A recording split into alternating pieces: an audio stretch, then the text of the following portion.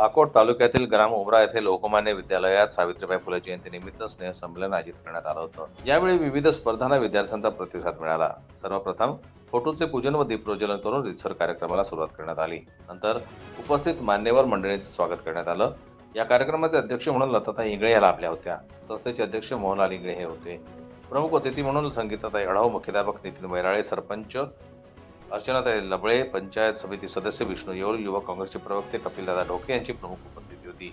संजय मालवे, doctor Rishikesh येऊल, Ram Mangle, Ashok सदापळे, वसंत येऊल, गणेश नाठे, सुधाकर खवले, वैभव पाचडे, रमेश भगत, माजी शिक्षक बीजीवार गुरुजी तसेच सर्व शिक्षक, शिक्षिका व गावकरी मंडळी यांची मोठ्या संख्येने उपस्थिती होती। मी नितीन बाळकृष्ण वैराळे, मुख्याध्यापक लोकमान्य विद्यालय उमरा।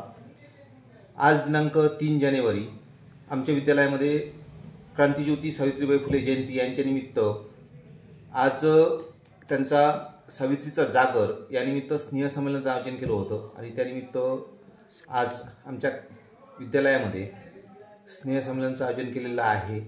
आणि सर्वात महत्त्वाचं, या कार्यक्रमामध्ये आमच्या विद्यालयातील जवळपास 400 विद्यार्थी सगळे सहभागी झालेले आहेत।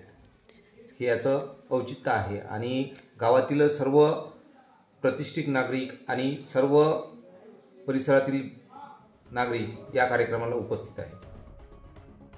कार्यक्रमाचे सूत्रसंचालन शिक्षक मंगेश वानखडे, आभार प्रदर्शन ओमप्रकाश इंगळे यांनी मानले। सदर कार्यक्रम यशस्वीतेसाठी दिनेश वानखडे, गजानन चव्हाण, विजय मानकर, सुनील मिसाळ, अरविंद राठोड, संतोष येऊळ, अनंत महाले, मंजुषा इंगळे, अनुराधा राऊत, सचिन इंगळे यांनी अथक परिश्रम घेतले। जन्मत लाईव्ह न्यूजसाठी देवानंद केरकर यांची रिपोर्ट, अकोट।